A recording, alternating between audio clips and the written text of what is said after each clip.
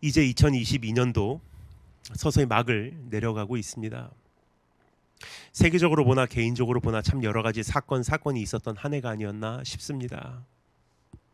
여전히 지속되는 팬데믹과 새롭게 등장한 역병과 끝이 보이지 않는 러시아, 우크라이나 전쟁과 거대한 쓰나미와 같이 다가오고 있는 세계적 경제 파동 등등으로 인하여 참으로 만만치 않은 한 해였습니다. 이뿐 아니라 개개인의 삶에 닥친 고난, 아픔, 역경, 시련 등등으로 인하여 또 얼마나 힘들었습니까? 그러나 2022년도도 어느새 2달 정도 남게 되었습니다. 이 시점에서 우리는 우리 스스로를 돌아보고 남은 여정을 위하여 한 번 더 허리띠를 동여 메어야 합니다. 이러한 이유로 오늘 디모데 후서를 통해 전해지는 사도 바울의 메시지를 귀를 기울여 보아야 할 것 같습니다. 디모데 후서는 사도 바울이 기록한 가장 마지막 서신이라고 합니다. 그의 인생의 최종 정거장인 로마에서 그는 임박한 죽음을 앞두고 사랑하는 제자 디모데에게 이 편지를 쓴 것입니다. 이 땅에서의 시간이 얼마 남지 않았을 때 가장 사랑하는 대상에게 중요한 부탁과 당부와 권면을 전한 것입니다. 이제 얼마 남지 않은 2022년을 아름답게 마무리하기 위하여 우리도 이 중요한 권면을 들었으면 좋겠습니다. 그럼 주어진 본문 말씀에 담긴 다음과 같은 세 가지 권면을 함께 정리해 보겠습니다. 오늘 본문 말씀에 담긴 3가지 권면. 첫 번째, 은사를 불릴 듯 일으키라. 두 번째, 복음을 부끄러워 말라. 세 번째, 지켜야 할 것을 지키라. 은사를 불릴 듯 일으키라, 복음을 부끄러워 말라, 지켜야 할 것을 지키라. 그럼 첫 번째, 은사를 불릴 듯 일으키라 권면하는 사도 바울의 음성에 한 번 더 귀를 기울여보도록 하겠습니다. 6절 7절 말씀을 제가 다시 한 번 더 읽어 올리도록 하겠습니다. 그러므로 내가 나의 안수함으로 네 속에 있는 하나님의 은사를 다시 불릴 듯 하게 하기 위하여 너로 생각하게 하노니 하나님이 우리에게 주신 것은 두려워하는 마음이 아니요 오직 능력과 사랑과 절제하는 마음이니. 본문은 그러므로라는 접촉사로 막을 엽니다. 따라서 이전에 어떠한 내용이 언급되었는지 잠시 생각해 보아야 합니다. 디모데후서 1장 3절에서 사도 바울은 디모데를 생각하며 그를 위하여 기도할 때마다 하나님께 감사드린다고 합니다. 우리의 삶에도 이러한 대상들이 있지 않나 싶습니다. 믿음 안에서 성장하고 있는 형제, 복음의 경주를 열심히 달려가고 있는 자매, 시련 가운데 묵묵히 인내하며 견디고 있는 성도, 회심하고 돌아온 영혼을 보면 참 행복합니다. 이들의 모습이 너무나 귀하기 때문입니다. 그래서 이들을 이렇게 이끌고 계신 하나님을 향해 감사가 터져나오게 되는 것입니다. 이들을 생각할 때마다 하나님께 감사의 기도를 올릴 수밖에 없게 된다는 것입니다. 제 주변에도 그러한 형제들이 있습니다. 10년, 5년, 1년 전 그리고 지금 조금씩이나마 성장해가는 모습을 보면요 참 행복해요. 그래서 하나님께 기도 드릴 때마다 그 형제들을 놓고 감사의 기도를 올려요. 디모데를 위하여 기도할 때마다 하나님께 이러한 감사를 드린다고 사도 바울은 합니다. 그러면서 사도 바울은 디모데를 만나고 싶은 간절한 심정을 4절에서 토로합니다. 특히 그는 디모데가 은혜 받으며 눈물 흘리는 모습이 많이 생각났던 것 같습니다. 4절 말씀에 이렇게 기록되어 있습니다. 내 눈물을 생각하여 너 보기를 원함은 내 기쁨이 가득하게 하려 함이니. 저도 그렇습니다. 저는 참 많은 사람을 만나고 참 다양한 형태의 교제를 합니다. 그래서 이들과 함께 나눈 대화, 함께 먹은 식사, 함께 나눈 티타임, 함께 다녀온 선교지, 함께 사역한 순간순간이 제 기억에 깊이 남습니다. 그런데 누구를 특별히 보고 싶어질 때가 있는 것 같습니다. 제가 기도해 줄 때 흐느껴 우는 모습, 혹은 말씀을 들으며 은혜를 받아 흐르는 눈물을 닦는 모습이 떠오르면 저는 갑자기 그 사람이 참 보고 싶어집니다. 사도 바울도 같은 마음이었지 않나 싶습니다. 이렇게 디모데의 눈물을 떠올리며 5절에서 사도 바울은 디모데의 신앙의 뿌리에 대하여 칭찬합니다. 네 속에 거짓이 없는 믿음이 있음을 생각한다. 이 믿음은 먼저 네 외조모 로이스와 내 어머니 유니게 속에 있더니 이제는 네 속에도 있는 줄을 확신하노라. 그래요. 그러므로 네 안에 있는 그 믿음의 영향력, 은사를 불릴 듯 일으키라 라고 오늘 이 말씀에서 권면하고 있는 것입니다. 여기서 불릴 듯 하라 라는 표현을 정확하게 번역하면 재점화하라 입니다. 즉 하나님께서 사도 바울을 통하여 디모데에게 허락하신 그 은사를 썩히지 말고 낭비하지 말고 아름다운 열매로 완성해서 재배해내라는 거예요. 여러분, 우리는 각각 받은 은사가 있습니다. 은사는 모두 주님을 영화롭게 하고 교회의 덕을 세우고 세상을 복음으로 변화시키기 위하여 하나님께서 우리에게 주신 선물입니다. 어떤 이에게는 지혜의 말씀을, 어떤 사람에게는 지식의 말씀을, 다른 사람에게는 믿음을, 어떤 사람에게는 병 고치는 은사를, 어떤 사람에게는 능력 행함을, 어떤 사람에게는 예언함을, 어떤 사람에게는 영들 분별함을, 다른 사람에게는 각종 방언 말함을, 어떤 사람에게는 방언을 통역함을 주신다고 하였습니다. 고린도전서 12장 8절부터 10절 말씀이죠. 이 외에도 여러 가지 선한 영향력을 은사로 꼽을 수 있을 것입니다. 행정의 은사, 위로의 은사, 찬양의 은사, 예술의 은사, 리더십의 은사 등등 셀 수 없이 많습니다. 근데 이 모두 다 주님을 영화롭게 하고 교회의 덕을 세우고 복음으로 세상을 변화시키기 위한 것들이에요. 이것은 모두 한 성령이 행하사 그의 뜻대로 각 사람에게 나누어 주시는 것이라고 고린도전서 12장 11절에서 소개하고 있습니다. 은사는 자연적으로 성장하고 발달되는 것이 아닙니다. 은사가 있다고 해서요, 그것이 그냥 자연적으로 커가는 것이 아니라는 거예요. 은사는 관리하고 연습하고 사용하고 가꾸어 내야 하는 것입니다. 그래서 우리 안에 가라앉아 있는 은사를 다시 자극시켜서 수면 위로 올라오게끔 하라고 사도 바울은 도전하고 있는 것입니다. 하나님의 은사를 다시 불릴 듯하게 하기 위하여. 여러분의 은사는 무엇입니까? 나는 아무것도 잘 못합니다. 섣불리 말씀하시기 전에 한번 스스로 잘 생각해 보시면 좋을 것 같습니다. 왜냐하면 우리 좋으신 아버지께서는 선물을 주시지 않은 자녀가 단 한 사람도 없기 때문입니다. 단지 그 선물의 형태와 사용 방법과 두드러짐에는 서로 차이가 있을 수는 있습니다. 예를 들어 어떤 사람은 작사, 작곡을 통해 하나님을 섬깁니다. 그러나 어떤 사람은 노래와 연주를 통해 하나님을 높입니다. 작사, 작곡을 통해 하나님을 섬기는 사람은 대개 빚을 받지 않습니다. 반대로 무대에 서게 되는 가수와 연주자는 그 사역을 통해 되게 화려한 조명 아래 서게 됩니다.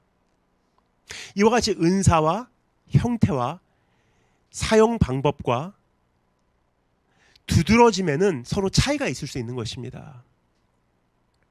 그러나 한 가지 분명한 것은요, 하나님께서 우리 모두에게 어떠한 은사를 주셨다는 사실입니다. 우리는 이 은사를 통하여 주님을 영화롭게 하고 교회의 덕을 세우고 세상을 복음으로 변화시켜야 하는 의무가 있다고 말씀드렸습니다. 따라서 우리에게 주신 은사를 절대 썩혀서는 안 되는 것입니다. 우리에게는 임무가 있기 때문입니다.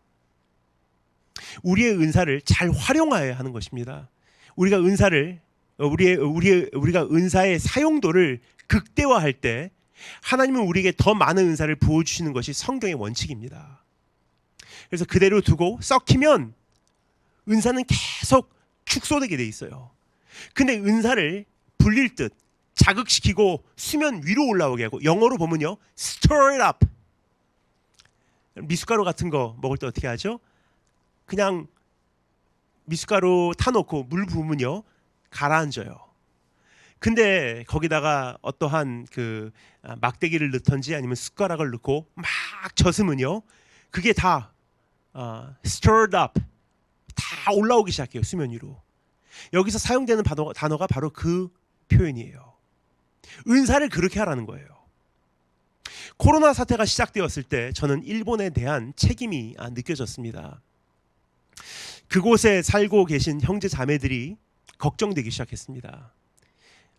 일본에 계신 형제 자매들 건강은 어떠한지, 잘 지내고 있는지, 코로나 블루는 없는지, 신앙생활은 어떻게 하고 있는지. 그래서 고민하다가 어느 날 니홍에 오쿠루 대가미, 일본에게 보내는 편지라는 유튜브 채널을 개설하고 일주일에 한 편씩 영상 편지를 일본에게 보내기 시작했습니다.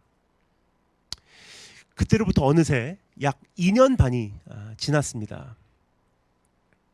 그 놀라운 일이 생겼습니다. 저는 단순히 일본을 섬기기를 원했을 뿐인데 오랜 세월 동안 녹이 설어 있던 제 일본어가 조금씩 회복되기 시작했다는 것입니다.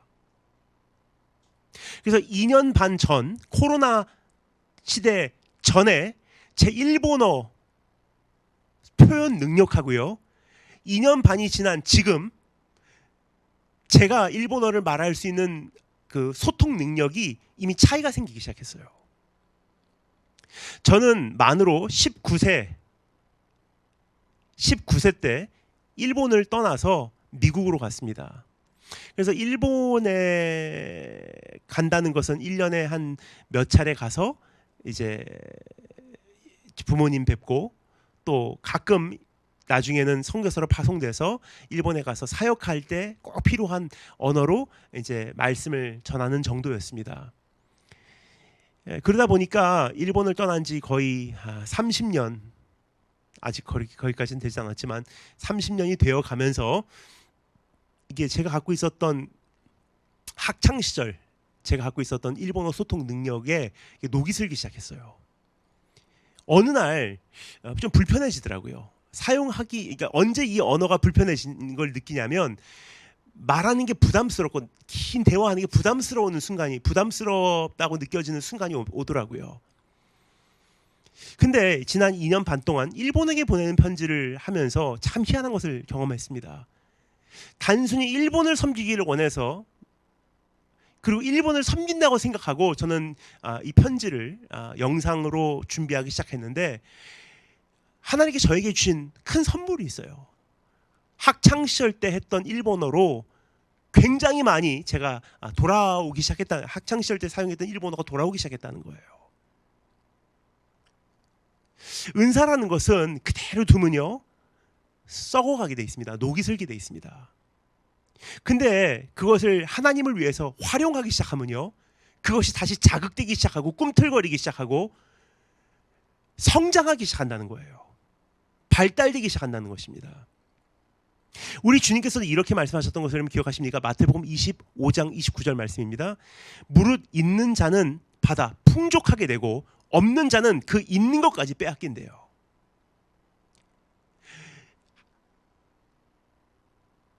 몇 달란트 받았는 중요하지 않아요.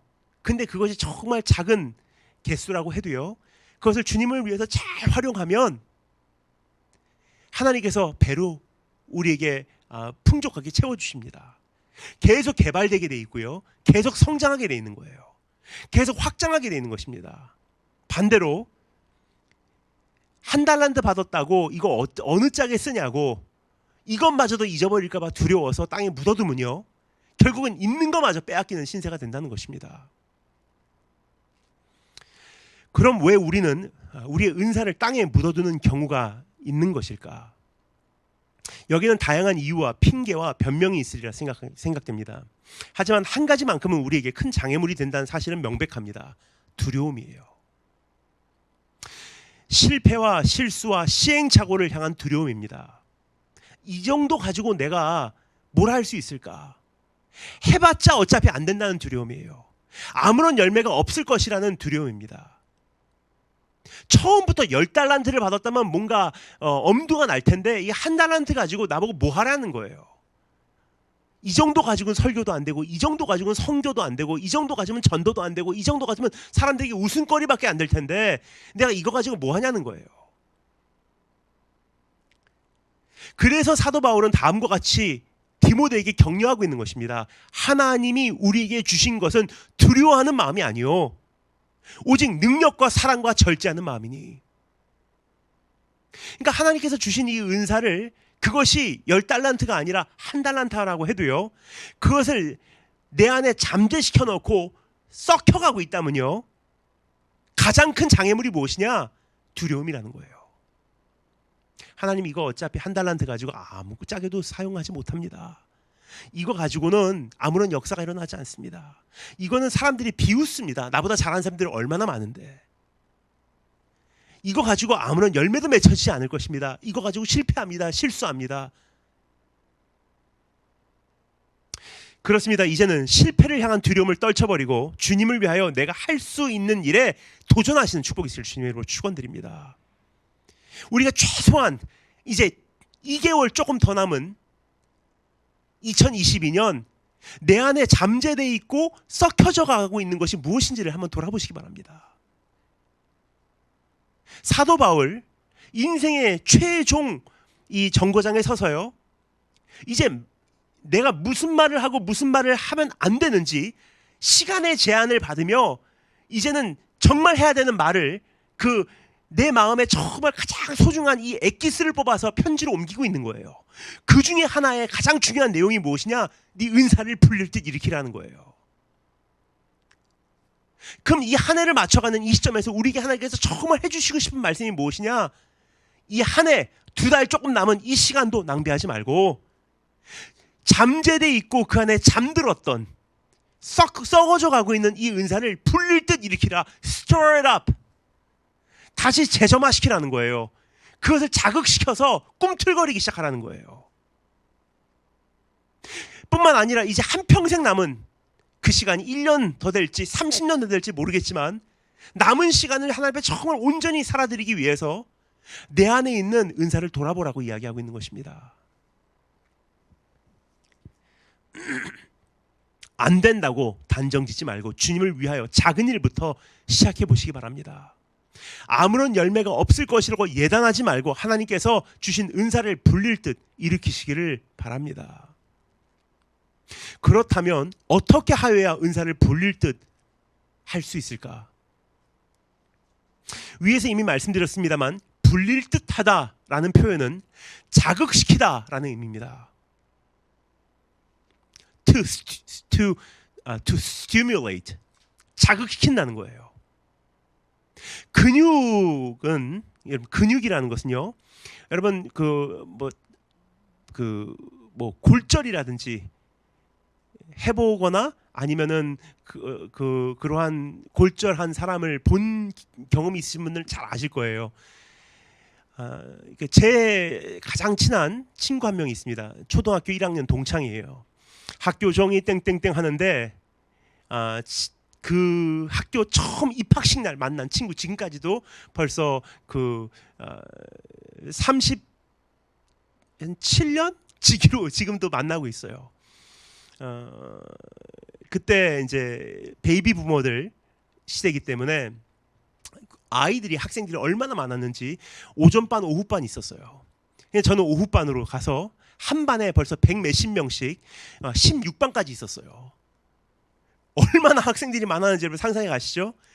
운동장에 꽉 찼어요.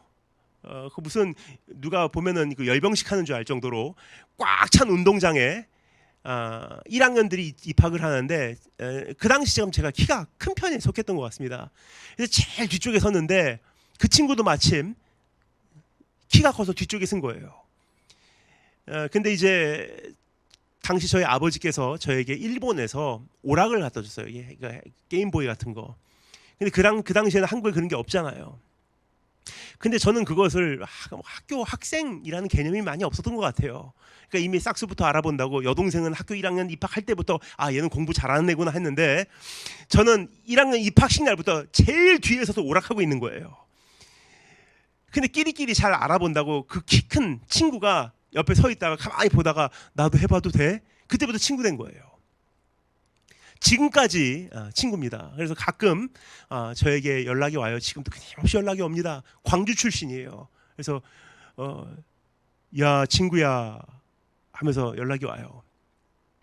근데 그 친구가 이제 군대를 가는데 이제 어느 날 제가 참 마음이 아팠어요. 저는 이제 미국으로 가고 그 친구는 한국에서 계속 자라서 결국은 군대를 가야 하는데 이제 전투 경찰로 이제 그 연세대에서 하는 무슨 데모 진압하러 이제 거기서 이제 들어간 거예요.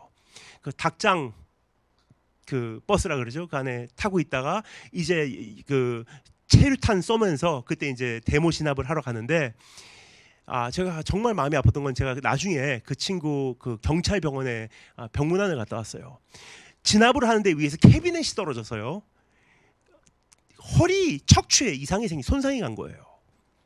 그래서 약 3개월을 누워서 생활을 하는데 척추를 완전히 붕대로 풍풍 감아서요. 이 허리를 못 구부리지를 못하게 합니다. 다행히 이게 몸이 마비가 되진 않았어요. 근데 3개월 정도 지났을 때 제가 이제 막 퇴원하기 직전에 다행히 그때 제가 미국에서 나와서 잠시 병문안을 갔는데 저는 깜짝 놀랐습니다.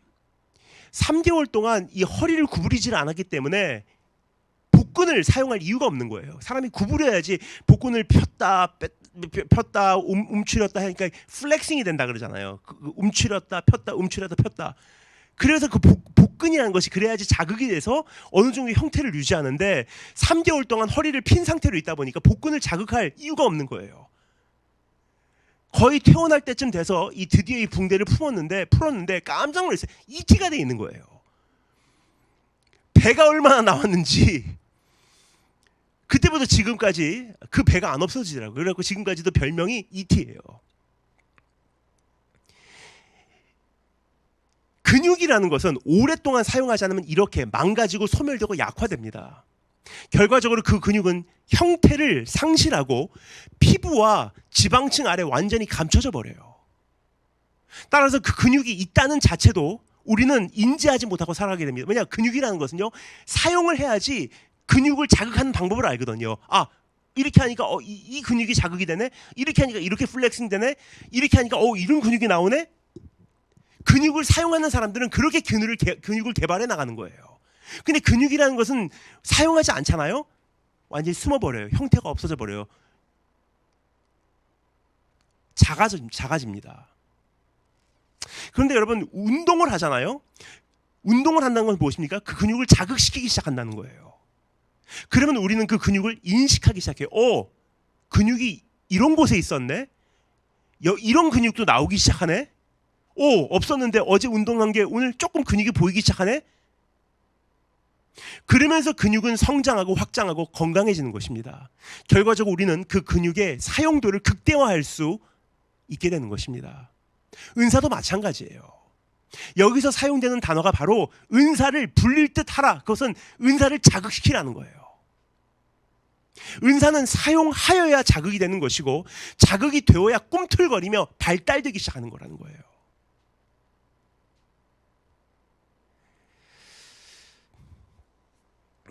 오래전 사고를 당하셔서 더 이상 사용하지 않게 된 은사가 있으십니까? 내가 그때 한 번 크게 실수하고 2번 다시 내가 그런 거 안 한다고 내가 결정을 했어. 그때 이후로 내 어떠한 그 자존심에 그 은사에 칭칭붕대로 감아놔서 그때 이후로 한 번도 사용하지 않은 은사들이 있을 거예요. 그때 내가 얼마나 사람들 앞에서 창피했는데 실패하고. 그때 이후로 붕대로 감아놨기 때문에 그 은사가 ET가 돼 있을 수 있어요 지금. 근데 오늘 여기서 우리가 도전하는 말씀 무엇입니까? 꿈틀거리게 하래요. 자극시키기 시작하래요. 다시 그 은사를 움직여 보시기 바랍니다. 단지 은사는 능력과 사랑과 절제하는 마음이라는 틀 안에서만 활용하라는 것을 사도 바울은 권면하고 있습니다. 여기서 말하는 능력은 어떤 기적을 행하는 힘을 가리키는 것이 아닙니다. 여기서 말하는 능력은 원수와 환난과 핍박을 견디게 하는 힘인 것입니다. 성령께서 가져다 주시는 fortitude, courage, 담대함과 용맹스러움을 의미하고 있는 것입니다. 이게 능력이에요. 용맹스러움, 담대함, 두려움을 떨쳐버리고 두려움을 뛰어넘는 힘. 그래서 오늘 본문 말씀 8절에서 사도 바울은 이와 같이 말하는 것입니다. 오직 하나님의 능력을 따라, 하나님의 능력을 따라서 뭐라고요? 복음과 함께 고난을 받으라 그래요. 하나님의 능력을 따라 가서 치유의 은사를 발휘하라가 아니라 진짜 하나님의 능력은 무엇이냐? 고난을 돌파하는 능력이에요. 아픔 가운데 인내하는 능력이에요. 두려움을 딛고 뛰어넘는 능력이에요. 근데 은사를 어떻게 활용하라고요? 능력 안에서 행하래요. 두려워하지 말고 은사 활용은 하나님을 신뢰하는 용기부터 시작된다. 이것은 주님께서 누가복음 24장 49절에서도 약속하신 내용이기도 합니다. 볼지어다 내가 내 아버지께서 약속하신 것을 너에게 보내리니 성령입니다. 너희는 위로부터 임하는 그 성령의 능력으로 입혀질 때까지 이 성에 머물러 하시니라. 그 성령이 임했을 때 어떻게 됩니까? 핍박을 감당하기 시작해요. 따라서 두려움이 아니라 담대함과 용맹스러움으로 하나님께서 주시는 그 은사를 이제 풀릴 듯 일으키시는 축복이 있기를 주님의 이름으로 축원드립니다. 또 은사는 사랑이라고 하는 틀 안에서 사용되어야만 합니다. 이것은 하나님을 향한 사랑, 이웃을 향한 사랑, 교회를 향한 사랑입니다. 선한 것을 향한 사랑, 거룩함을 향한 사랑, 공의를 향한 사랑, 영원한 것을 향한 사랑입니다. 반대로 말하면요, 자기를 향한 사랑, 돈을 향한 사랑, 돈을 향한 욕망, 성공을 향한 욕심 등등으로 은사를 악용하지 말라는 거예요. 또 마지막으로 은사는 뭐라고요? 절제하는 마음이 필수적이라는 사실을 절대 잊어서는 안 됩니다. 그래서 제일 처음에 뭐라고요? 능력, 그 다음에 사랑, 절제하는 마음을 소유하래요. 여기서 말하는 절제라는 단어의 동의어는 self-control이라는 표현이 아니라 배려라는 표현이에요. 은사를 자기가 휘두를 수 있는 최대한의 강도로, 최대한의 범위를, 최대한의 기간 동안 휘둘러서는 안 된다는 거예요.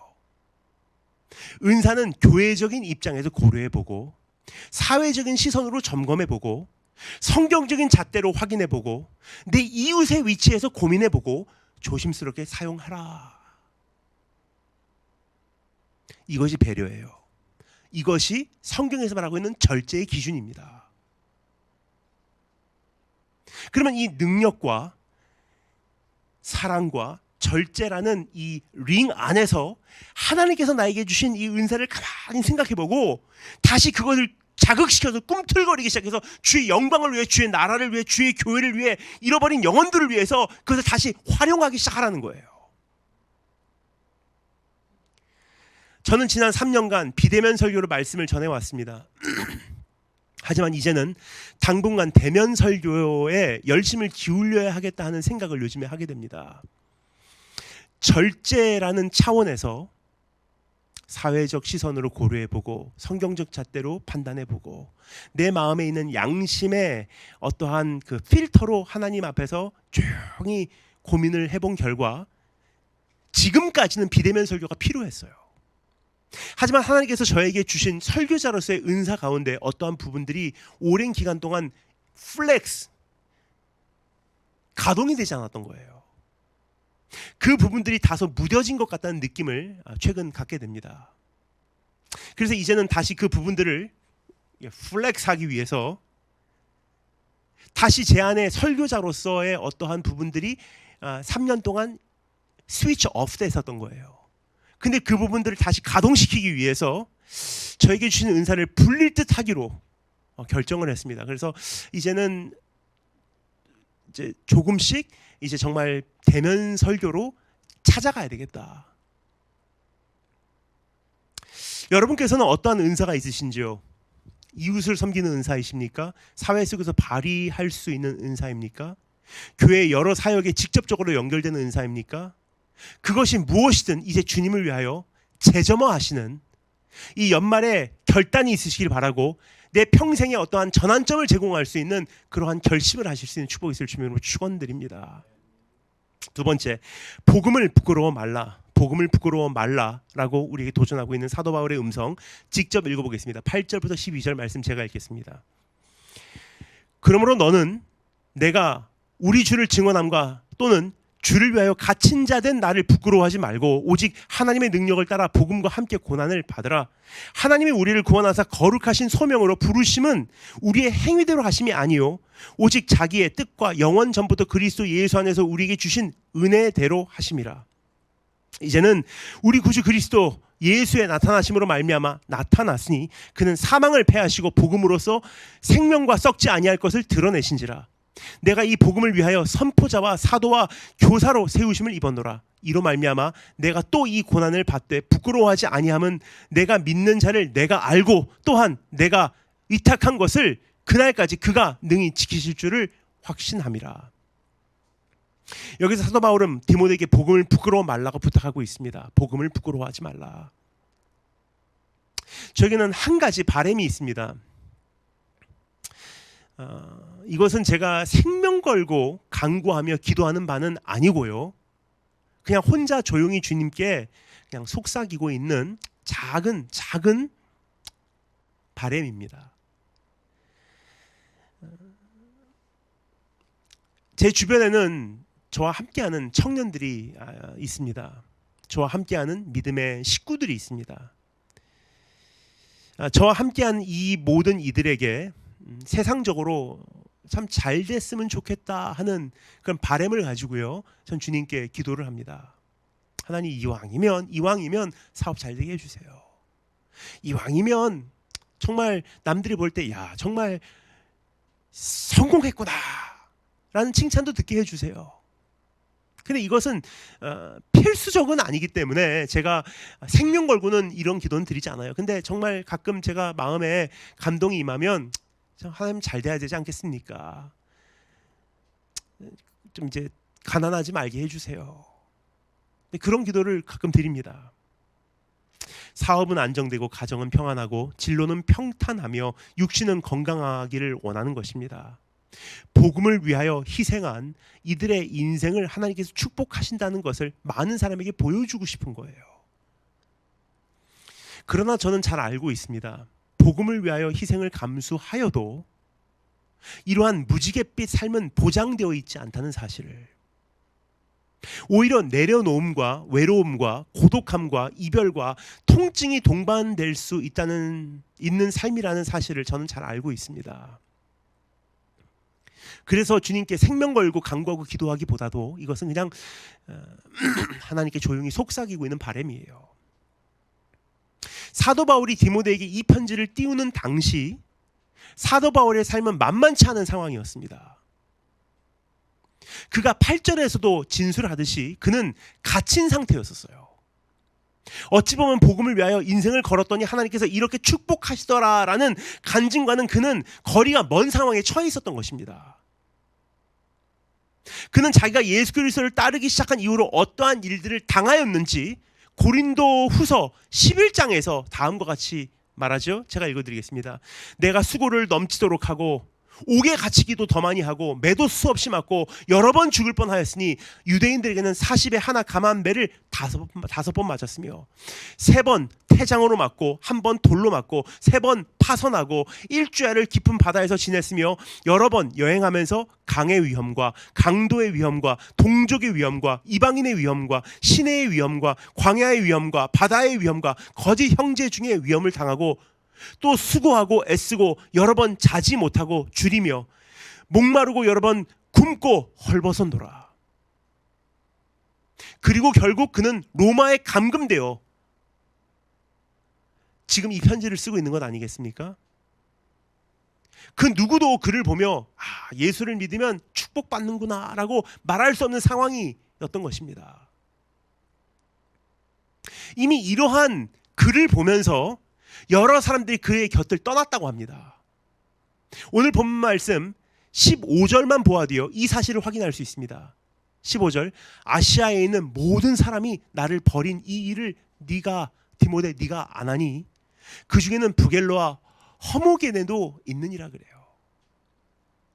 예수 믿었더니 성공했어. 예수 믿었더니 부자 됐어. 예수 믿었더니 저렇게 사회적으로 인정받는 자리에 섰어가 아니라 예수 믿고 복음을 위해서 수고했더니 조금 전에 말한 이 엄청난 고비와 고비의 연속이었어요.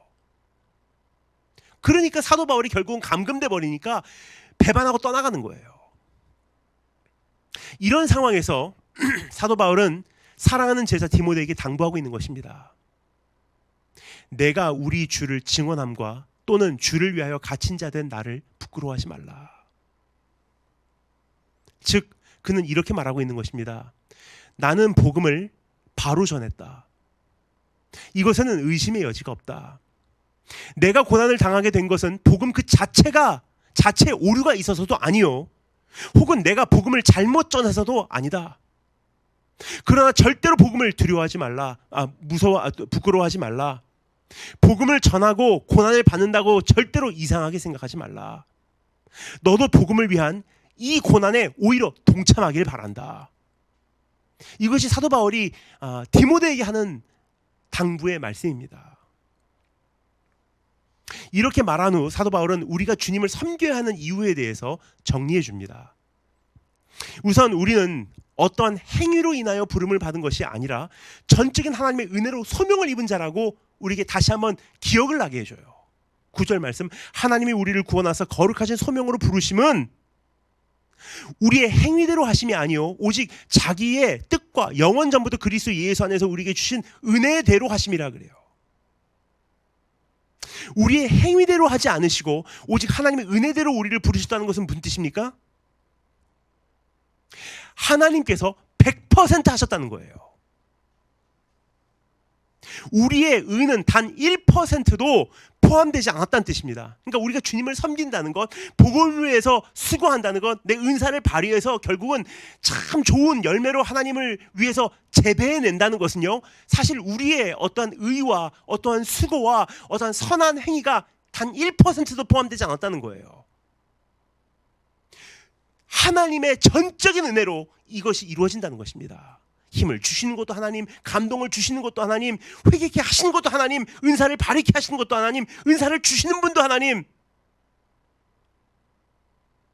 은사를 개발해야 되겠다, 감동을 받게 하시는 것도 하나님. 100% 하나님이요, 우리는 1%도 어떠한 것을 하지 않았습니다. 따라서 우리가 어떠한 권리 주장을 할 수 있는 권한은 0%라는 거예요. 그러므로 우리가 복음을 위하여 조금 수고하였다고 어떠한 상급을 요구해서는 안 되는 것입니다. 이것에 대하여 주님께서 다음과 같이 말씀하셨던 내용이 있는 것 기억하십니까? 누가복음 17장 말씀입니다. 이와 같이 너희도 명령받은 것을 다 행한 후에 이르기를 우리는 무익한 종이라. 우리가 하여야 할 일을 할 것뿐이라. 복음은 영원한 생명과 썩지 아니할 것을 우리에게 조명해 주었습니다. 그러니까 우리가 100% 하나님의 은혜로 인해서 부름을 받았고 소명을 입은 거죠. 그래서 우리가 복음을 위해서 수고한 후에 우리가 생각했던 방식으로 인생이 가지 않아도 이상한 거 아니라는 거예요. 하나님께 우리가 정당하게 요구할 권한도 우리에게는 없다는 것입니다. 근데 하나님께서 우리에게 주신 것은 무엇입니까? 생명과 썩지 않아야 할 것을 우리에게 주셨대요. 생명과 썩지 아니할 것을 드러내신지라 라고 기록하고 있어요. 여기서 드러내신지라 라는 표현은요, 원어로 photizo 입니다. 근데 이것을 번역하면요, 조명하여 그 형체를 나타내다라는 표현이에요.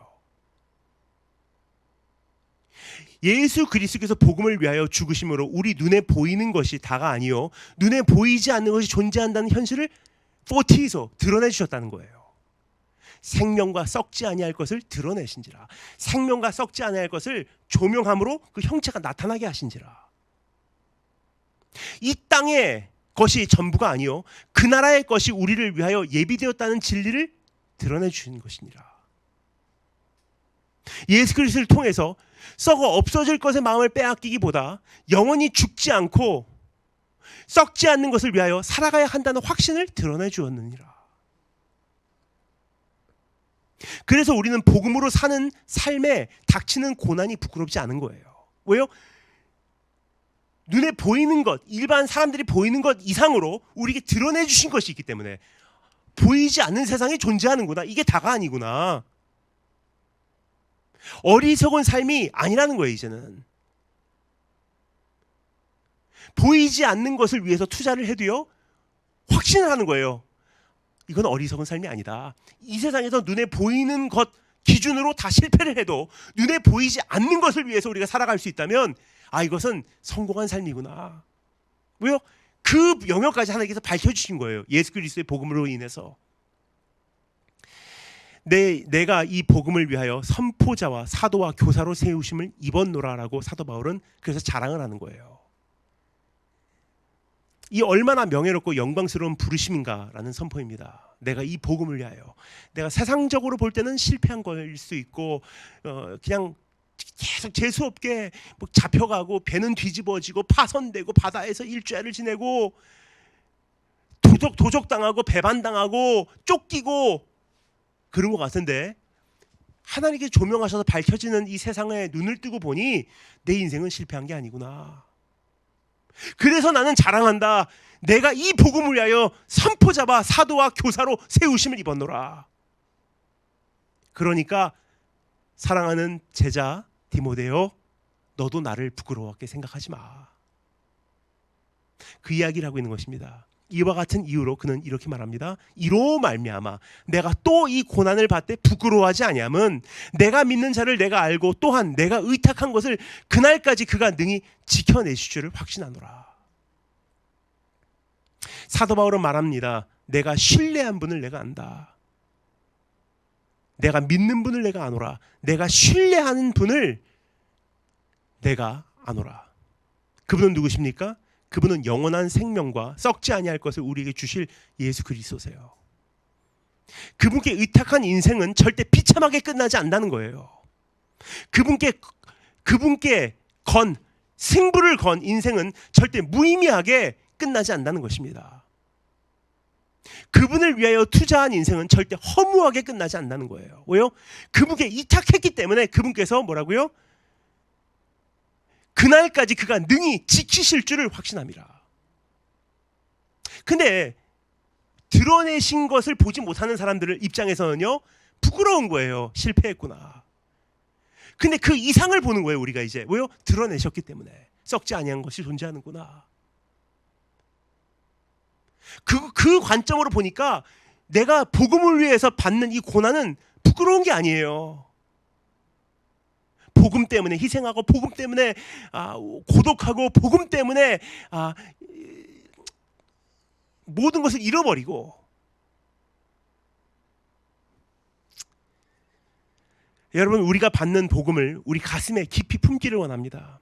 복음을 사랑하기를 원합니다. 복음의 아름다움을 흠모하기 원합니다.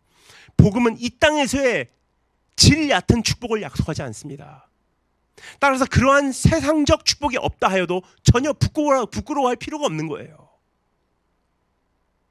제가 미국에서 이렇게 사역을 하다 보면 선교사님들 자녀들을 가끔 이렇게 만나게 됩니다. 근데 일반적으로 이제 대학교 이제 다니는 학생들을 보면 미국의 어떤 장로님 집안 애들하고 선교사님 해외 선교사님 자녀들하고 이미 옷차림 자체가 달라요. 굉장히 힘들게 사신 선교사님들 자녀들은 정말 미국에서도 열심히 사는 모습이 이렇게 그냥 옆에 보기만 해도 느껴져요. 같은 청년부여도요 이미 청년부에 끌고 오는 자동차가 다른 거예요. 교회 올 때. 근데 저는 많이 보면요 참 그 아이들이 그 선교사님 자녀들이 자랑스러워요. 왜냐?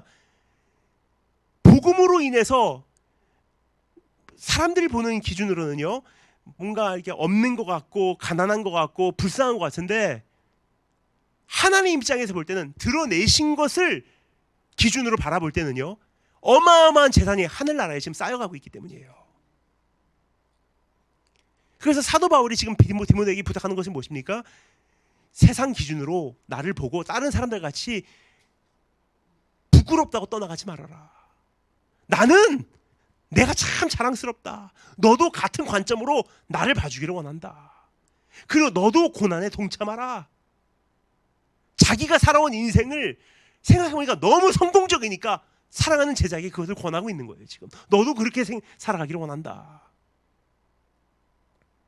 복음은 하나님 나라에서의 축복을 보장합니다. 이것을 우리는 확신하여야 합니다. 그리고 주님께서 우리에게 그 유업을 주실 것을 신뢰하고 우리의 삶을 주님께 온전히 의탁하며 우리는 복음을 위하여 수고하는 한 걸음을 내딛기를 주님의 이름으로 축원드립니다. 마지막 세 번째 권면입니다. 이제 지켜야 할 것을 지키래요. 지켜야 할 것을 지켜라. 사도 바울은 자신의 인생의 끝이 다가오고 있다는 사실을 잘 알고 있었습니다. 그래서 디모데후서 4장 6절, 오늘 이 본문 말씀에 같은 서신인 디모데후서 4장 6절에서는 이렇게 말합니다.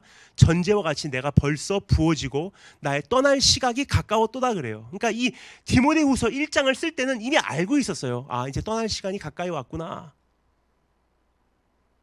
여러분, 떠날 시간이 가까이 오면요, 사람은 시간을 낭비하지 않아요. 이러한 시점에 서 있는 사람은 잡담을 하지 않습니다. 비본질적인 것을 논하지 않습니다. 그래서 저는 디모데후서를 참 좋아합니다.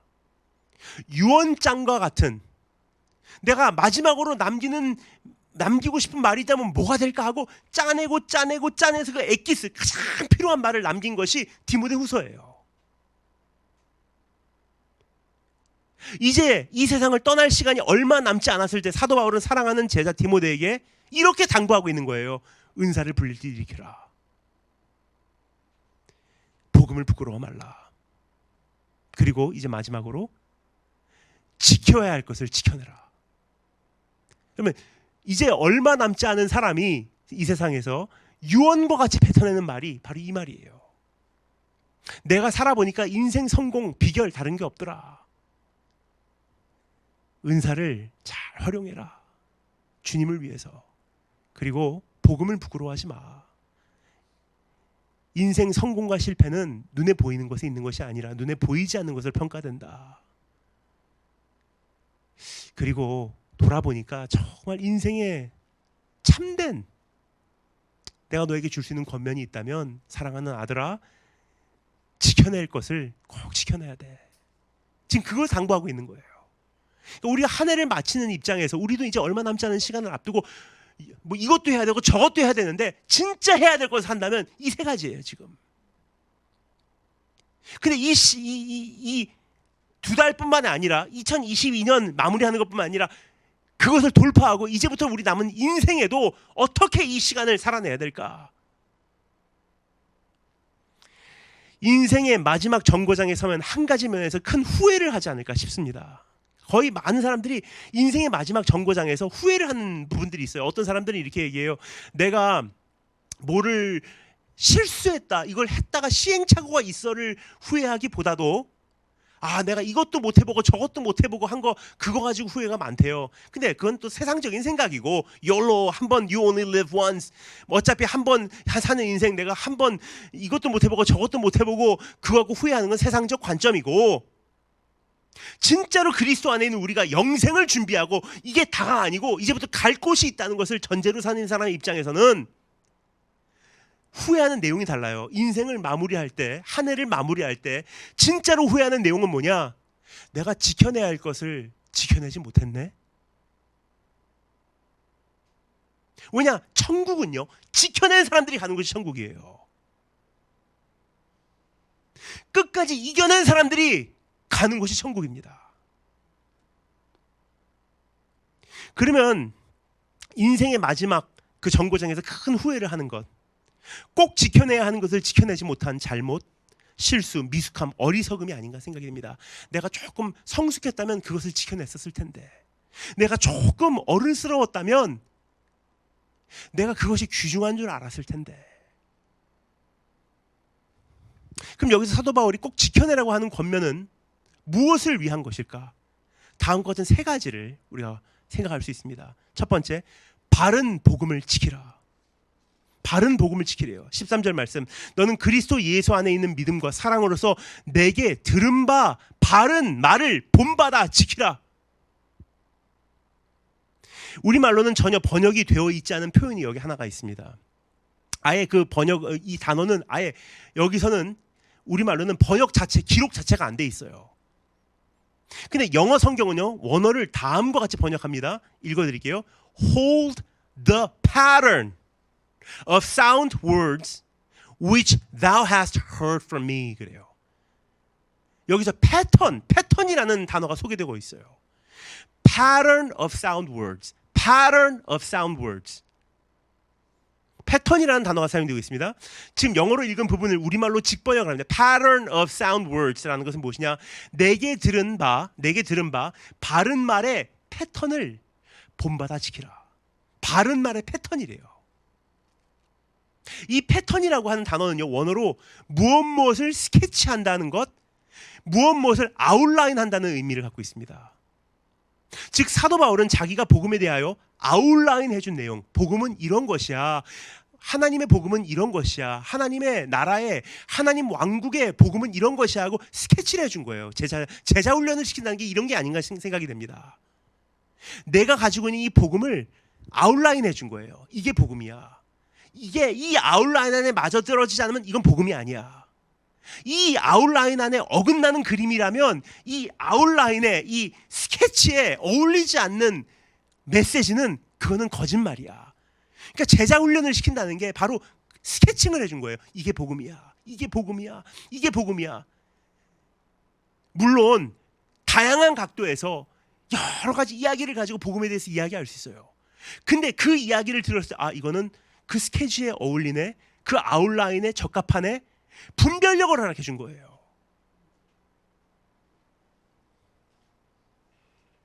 사도 바울은 자기가 복음에 대하여 아웃라인 해준 내용에서 벗어나지 말라고 권면하고 있는 거예요.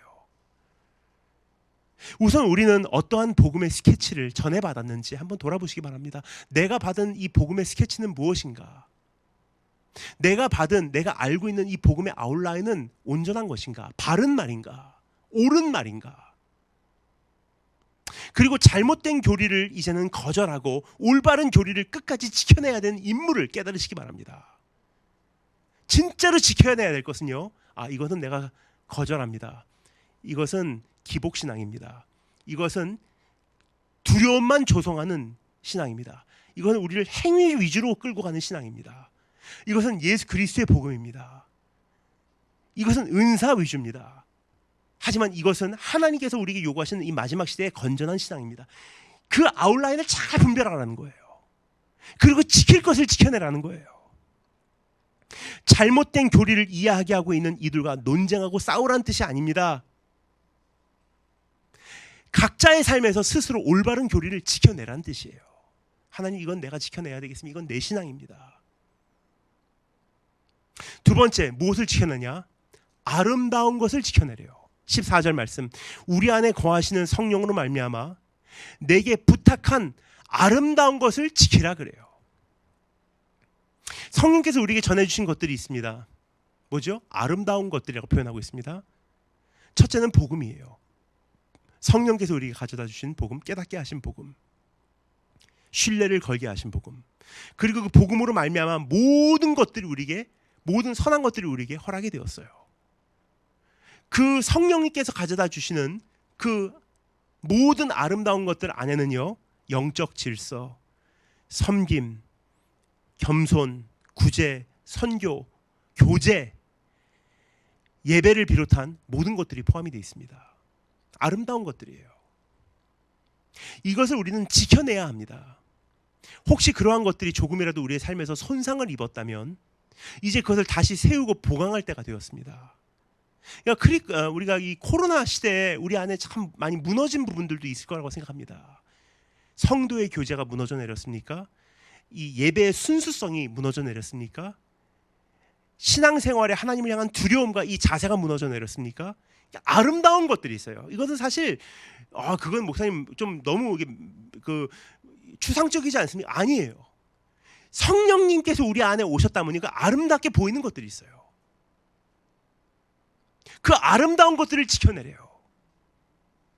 조금 전에 말씀드렸죠? 배려라는, 자기 절제라는 안에서 우러나는 이 아름다움이라는 것이 있어요. 남의 입장에서 생각하고 사회적 입장에서 고려해보고 성경적인 기준으로 잣대질해봤을 때 나오는 결과, 아름다움. 그 아름다움을 유지하는 것이 교회의 임무고요, 성도의 본분이에요. 마지막 세 번째로, 처음엔 바른 말, 두 번째는 아름다움, 세 번째는 의리를 지키래요. 우리가 정말 지켜내야 되는 것, 의리래요. 15절부터 18절 말씀, 아시아에 있는 모든 사람이 나를 버린 이 일을 네가 안 하니 그 중에는 부겔로와 허모게네도 있느니라. 원하건대 주께서 오네시브로의 집에 긍휼을 베푸시옵소서. 그가 나를 자주 격려해 주고 내가 사슬에 매인 것을 부끄러워하지 아니하고 로마에 있을 때 나를 부지런히 찾아와 만났습니다. 원하건대 주께서 그로 하여금 그날의 주의 긍휼을 입게 하여 주옵소서. 또 그가 에베소에서 많이 봉사한 것을 네가 잘 아느니라 그래요. 위에서 말씀드렸습니다만 참 많은 사람들이 의리를 지키지 못하고 결국 사도 바울을 떠났어요.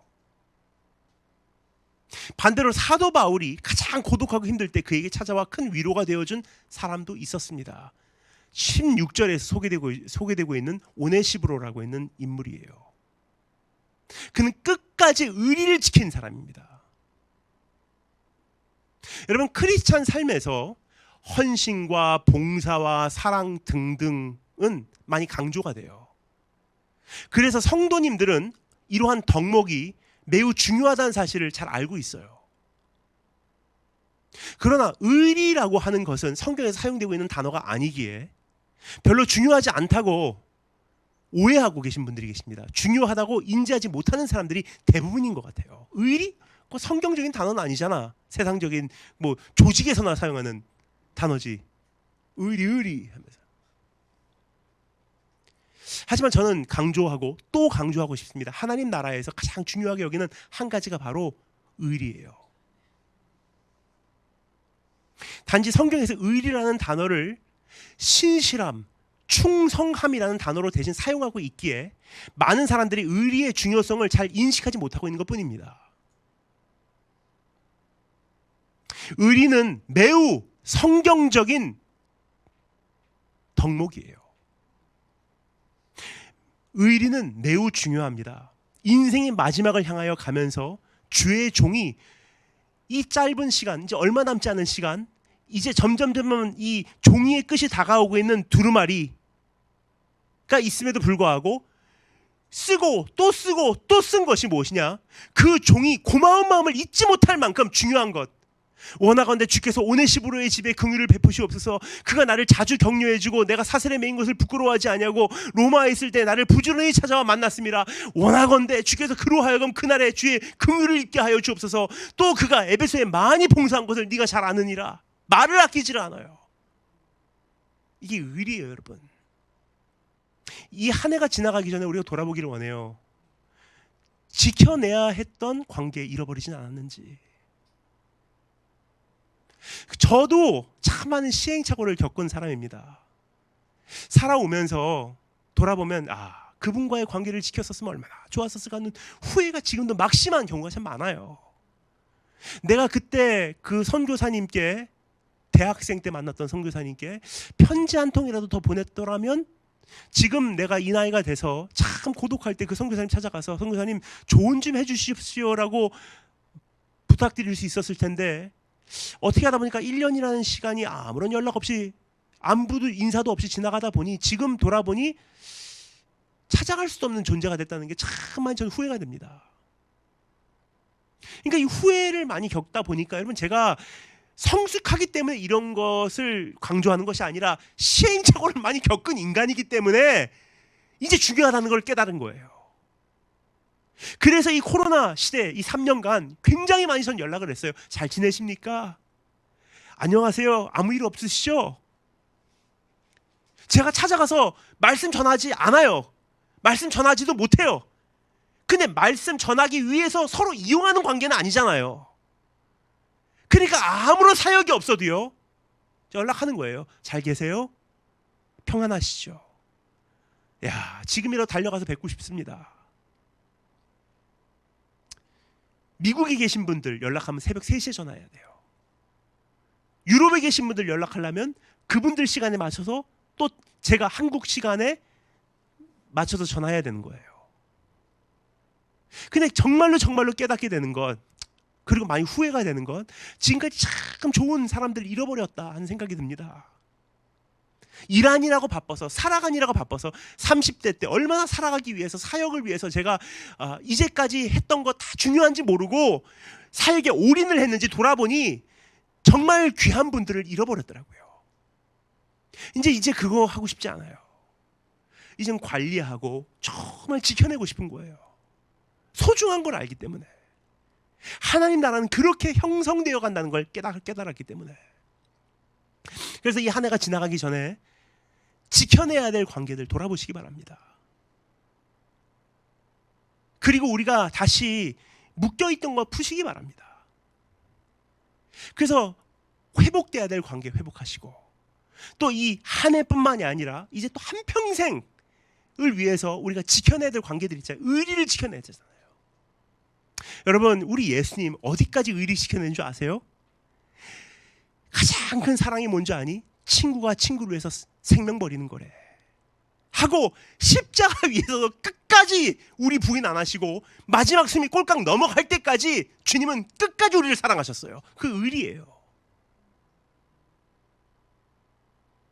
그 의리를 우리가 닮아야 되지 않겠습니까? 이것을 성경에서 뭐라고요? Be faithful. 끝까지 충성되라 그래요. 그러니까 충성되라는 이 단어가 사실 이게 일본말 표현으로 삔또 고나이, 이게 확 꽂히진 않아요. 왜냐? 충성대 그러면 교회에서 충성, 그게 우리 충성이라는 개념이에요. 열심히 일하겠습니다. 그러니까 핀트가 어긋난 거예요. 성경에서 말하는 것은 충성해서 열심히 일해라가 아니에요. faithful이라는 단어의 표현은요, 열심히 충성되게 일하라는 표현이 아닙니다. be faithful이라는 건 무엇이냐? be loyal, 의리 지켜라. 하나님께 의리 지키고, 네 신앙의 의리 지키고, 서로와의 의리 지켜라. 그게 우리의 본분이에요, 여러분. 그것이 예수님께서 우리에게 보여주신 성공적인 인생 완성 장식 방법입니다.